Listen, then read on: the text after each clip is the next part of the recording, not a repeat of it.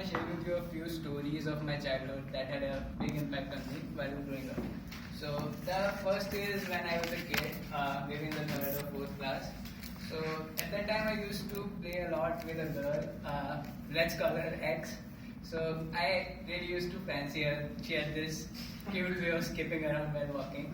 So yeah, I liked her, and I don't know what got into my head that day, and I went to my mom and told her that I love X.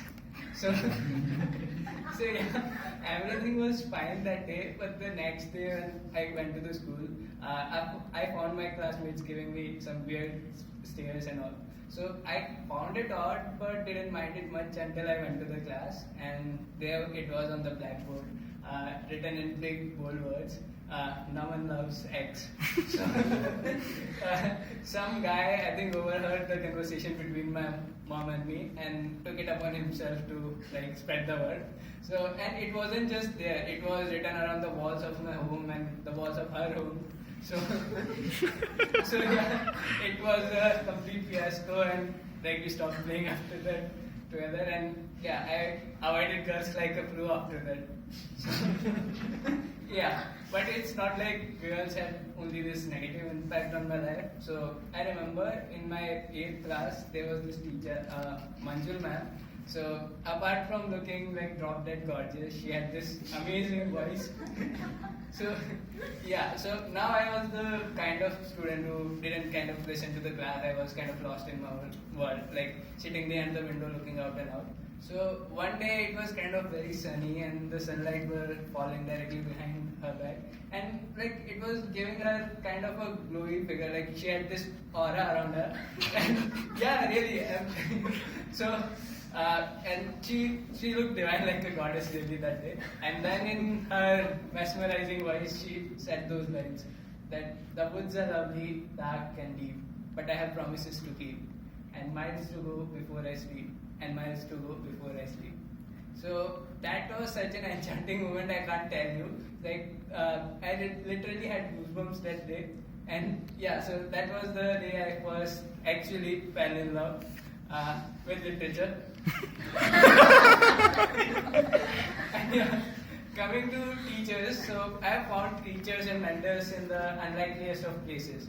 So there was this guy called Indian. So I found him on an obscure online forum, and before meeting him, like I thought that books were only of two kinds. Like one were the course books, and other like novels meant for entertainment.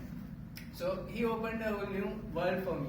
So he introduced me to books like Man's Search for Meaning, Thinking Fast and Slow, The Black Swan. So those books totally got me hooked. And he told me that there are a bunch of intelligent people who went out and did dumb mistakes and then put their wisdom in some books so that you don't have to repeat those mistakes. So yeah, so after that I went and read a lot of books, but then I didn't notice a big change in my life because of that. I had my mind full of information that I didn't know what to do with. So then another guy, Tyler, he told me that reading all this is just mental masturbation. So yeah, so unless you apply what you learn, it's of no use.